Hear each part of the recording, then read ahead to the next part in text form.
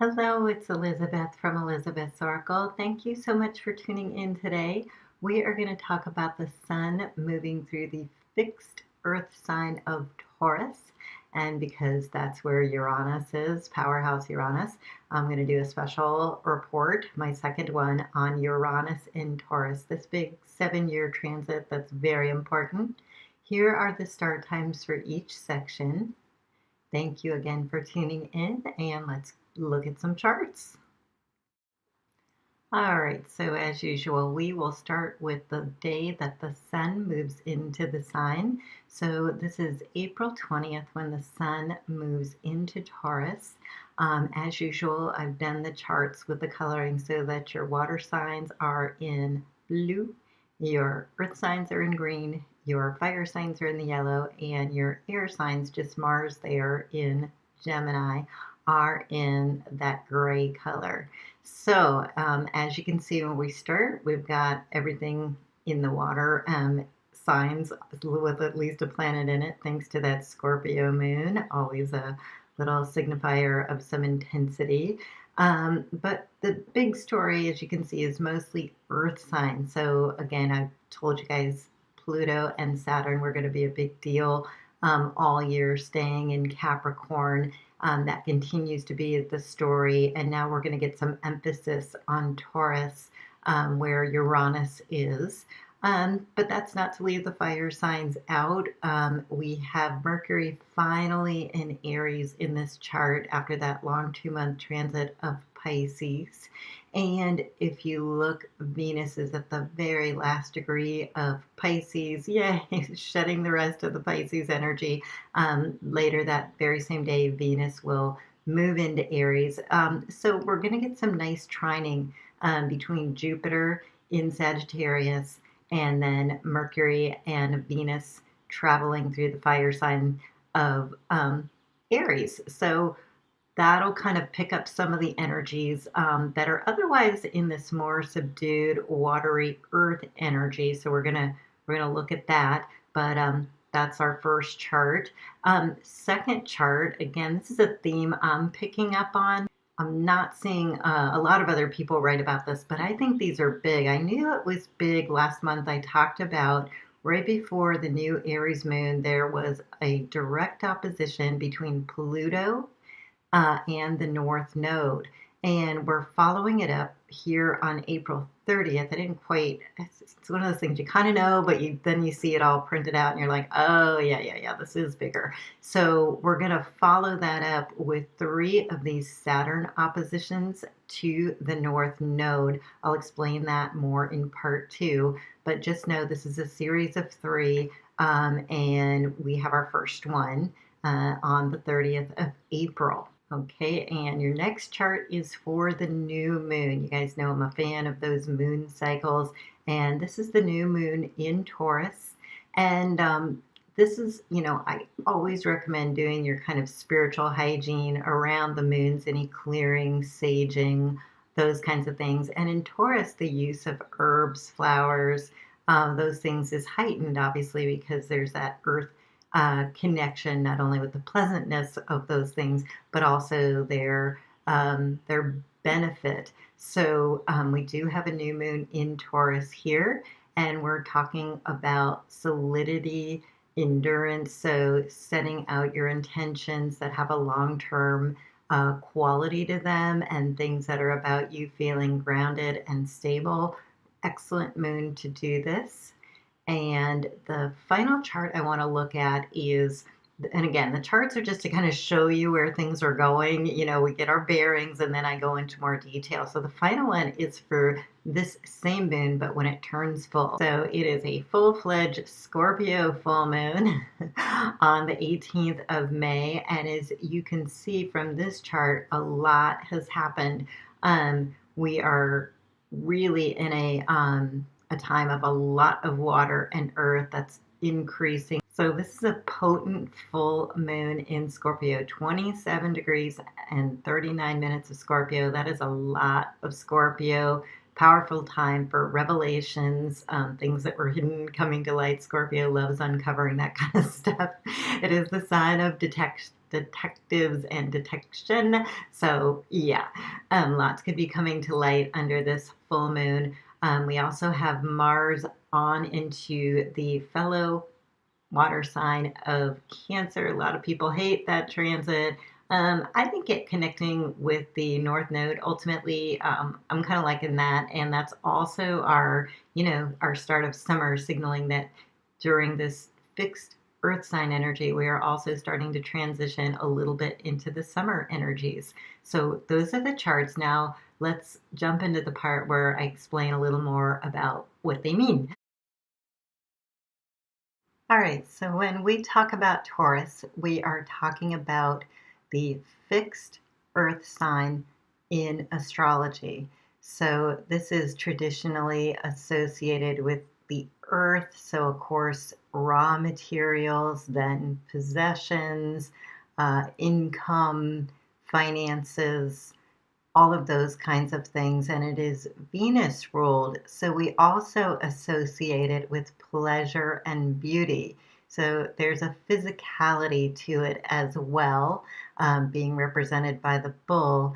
But you kind of blend all of these things. We talk about sensuality, the five senses, all of those things. So as the sun moves through this, it will be making trines to Pluto and Saturn in Capricorn, the other earth sign. And those are interesting to me because, my bigger theory is that the Uranus thing is ultimately a good thing, the Uranus transit of Taurus.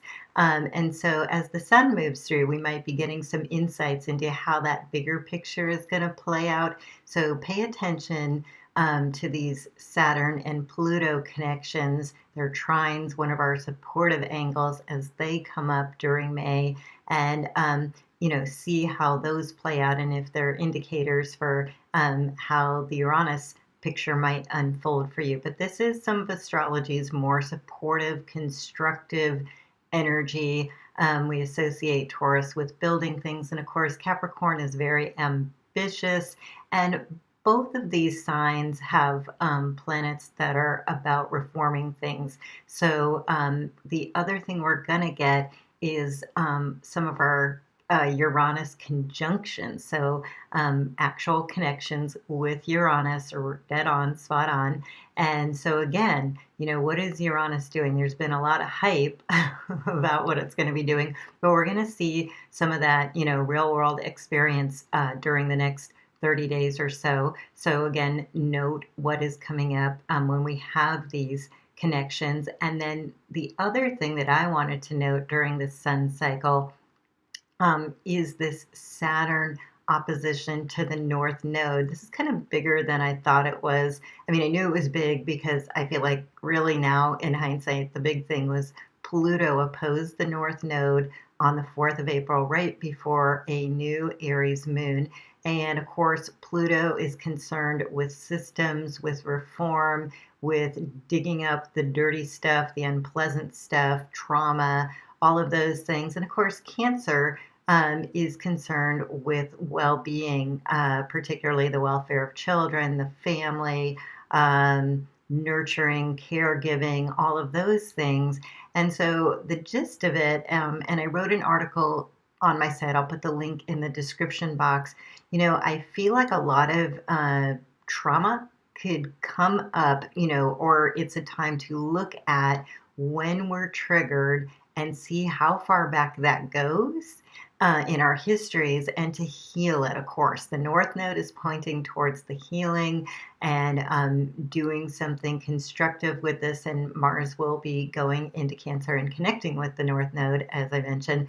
So again, it's one thing to have gone through things, and then what do we do with that experience and how do we reframe things?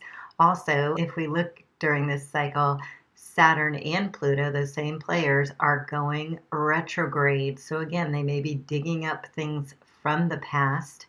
And this is where Saturn is going to be making these further exact oppositions over the next several months with that north node. So again, we could be pulling up those things also from a media standpoint.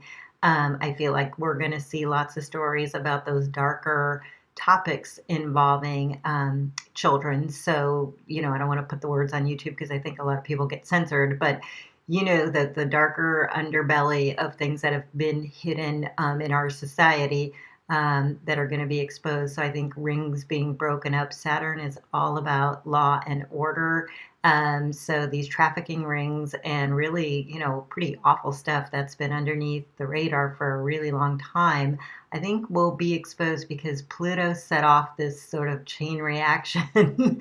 And when Pluto comes to town, especially over 20 degrees, it's not messing around. And then it's, with its buddy there, Saturn, the law enforcement, I think we're going to be finding out about a lot of things that are very uncomfortable. But ultimately, I believe this is for healing. I believe it's to get these things on the table. And you guys will remember when Jupiter went into Scorpio, I said, oh, look for the sex scandals to pop up. And boom, the Harvey Weinstein Me Too movement got underway during that transit. So these things are ultimately for a higher good so that we change. And with Uranus being with Pluto being involved, this is a societal, institutional game changer. So we're probably going to find out about a lot more muck, but it really is for healing. And again, on a personal level, these are cardinals, so they're provocative.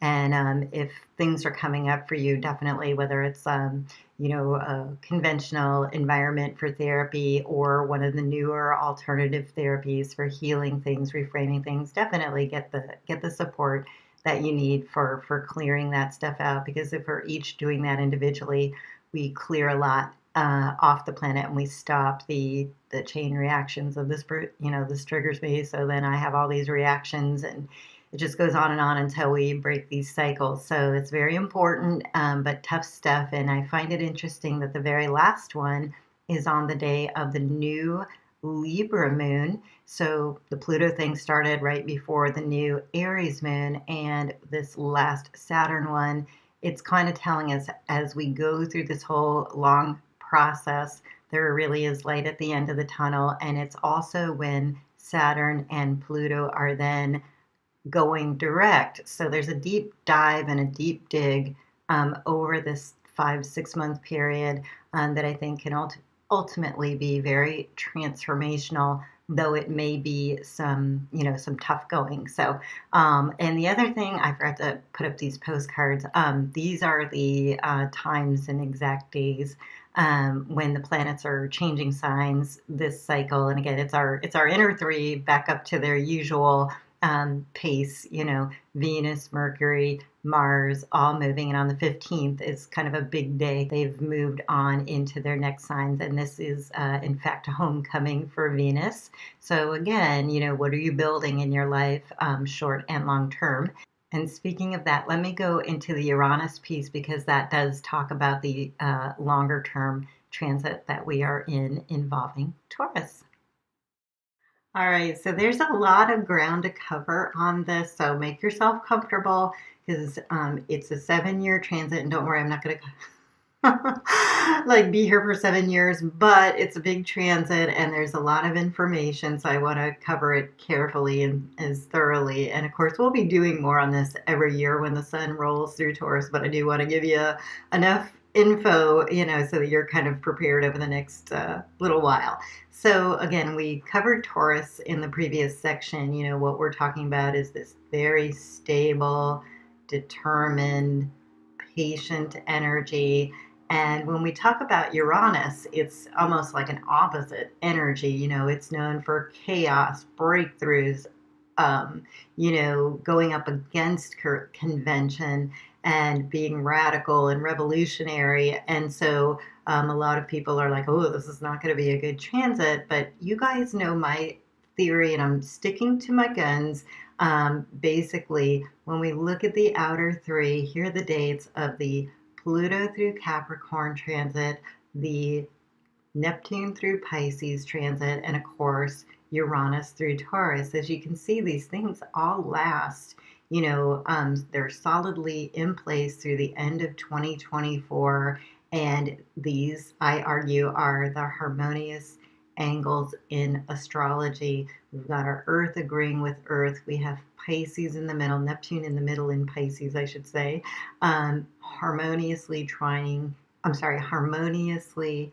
sextiling each of the earth signs. So those three all get along, or at least the placements of where they are extremely supportive, constructive with all the earth energy, and then the compassionate or holistic element of Pisces blending everything that's going on around it. So that's my overall, if we kind of set that as a baseline. Now, where I do see astrologers pointing out, like, okay, there are some bumps in the road or some places where these energies could get a little challenging, I will agree with that when we look at Jupiter and Saturn.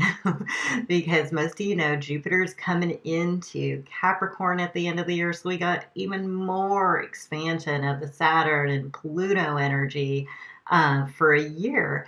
And so again, all those energies of Capricorn, building things, ambition, recognition, working hard for things, achievement, accomplishment, all those things we're on board with. However, as you can see, Saturn is going to dip its toe into Aquarius next year. Nothing wrong with Aquarius. It's in fact the planet that Uranus rules. However, for those of you who see the angles there, understand the angles, Aquarius is another fixed sign, meaning it's going to square Uranus in Taurus. So this is where we could get a little bit of the bumpy road. So the summer of 2020, or that spring to summer part there, early summer, notice what's coming up, where there might be some friction in these bigger collective things. Because at the end of 2020, both Jupiter, like within a couple days of each other, Jupiter and Saturn both go into Aquarius for their longer transits. Jupiter, for its year, usually spends a year in a sign. And then Saturn, of course, is 2.5 years. So the Saturn thing, I think, concerns me like a little more, because this is a classic battle. It actually kind of goes back to your classic Greek mythology. This is Kronos and Uranus. And Uranus was the upstart, overthrows Kronos, the father, and it's an epic battle. And so what we're going to see playing out in this, Uranus is often called the disruptor, the change maker, chaos creator. And so whether we're talking about, and that's a popular word right now in technology, we talk about Airbnb being a disruptor in the hotel industry. We talk about Lyft and Uber being disruptors in the commuting industry. And whether people find those good or bad or whatever is along a spectrum. It depends where you are. If you're a cab driver who's got a medallion, this has probably not been good for you. But if you're a person wanting to work part-time and picking up some extra hours, or you're in school and you want to do that, is probably a good thing. So again, I'm not going to judge them or go into any of the politics or any of that stuff. What I'm saying is it's Uranus's job to upset convention, to create the new, because things are unscientific until they're scientific, right?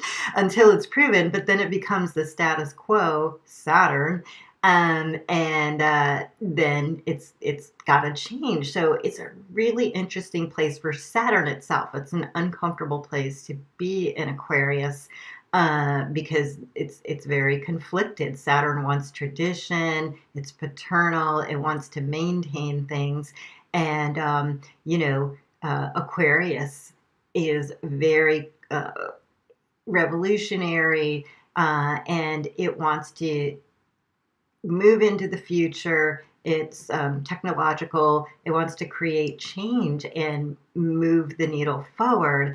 And so that hard angle of Saturn versus Uranus, Aquarius versus Taurus, is going to be, I think that's where people are talking about, this overall transit, this overall next, you know, 5 to 7 years, um, that's where it could get pretty bumpy in that. Now, during that time, I just want to throw this other little piece in there. We're going to get the North Node, who I've been talking about with you guys, in Taurus. So again, there's going to be this guiding principle moving, working with Uranus, saying, well, what is our principle? Where are we headed for? Why are we making these changes? And again, to me, the Pisces element is going to be in there subtly. Neptune, the back of our subconscious, our consciousness, and our, I don't know, the collective mind going, why are we doing these things? Do they serve a benefit? So I feel like with the North Node going into Taurus, it will help mitigate some of that tough Saturn energy. And again, if we look at the breakthroughs, we don't want to necessarily be resistant to them. But there will be some tension with those on some of the elements that I think will be transformed overall. I would say, again, we're going to keep seeing evolution in fintech, cryptocurrencies, how we deal with money, how it's transmitted. We're going to see innovations in technology. We're already leapfrogging hardwiring in a lot of parts of the globe. We're going to see AI and health applications. I get these stories about robots helping in, say, old folks' homes in Japan, I believe it is. And some people are horrified by that. But on the other hand, if you've ever put on a good VR headset and good music, and you could spend a little time, I don't know, playing with the Boston Pops in a virtual reality, is that maybe a little better than being alone in a room where you hear sick people all around you, or just the uneasiness of anybody who's spent time in a facility like that. It can be really upsetting, and even the best of families can't spend 24 hours a day with their elderly. So can we use the technology to make their experience better, to improve life? There's also resource innovation. I think this is going to be things like improvements in the materials we use for construction and in fabric, for example. All right, well, thank you so much if you have stuck around all the way to the end of this video. I'm Elizabeth from Elizabeth's Oracle. I hope you found the information helpful. I'm available for readings at Elizabeth's Oracle. All the links to everything that I do are always in the subscription box. Of course, feel free to subscribe to this channel. There's also a free monthly newsletter that you can subscribe to on my website, and all your information is always respected.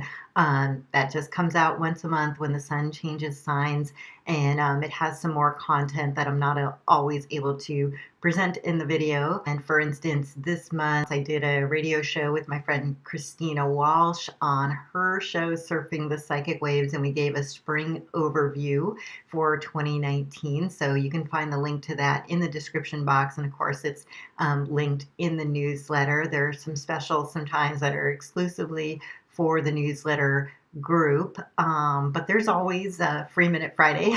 My little YouTube special here thing that I like doing, because everybody loves Friday and everybody loves free. So how about we put those things together and you get 5 free minutes if you place an order on a Friday. And you can place an order by just coming to my site and emailing me. The address is over on the site. Feel free to get in touch with me. We can pull up your chart. We can look at this Uranus transit and see where it is. Any of these outer three, they're just big. They're shaping our lives over these next couple of years, and they're going to be in stable places. So you may want to say, well, what am I working on, and what's the 5-year plan, so to speak, because there's a lot there to go into. We can look at your unique chart and see how that's, helping or challenging you, and kind of get your bearings personally. And otherwise, I think that is all the announcements. I'll be back when the sun goes into Gemini. And, I hope this is a really nice cycle for you. And again, thank you so much for whether you subscribe to the channel or the newsletter or both or whatever it is. I appreciate your time. And I hope, again, that you find the information helpful. All right. Peace out.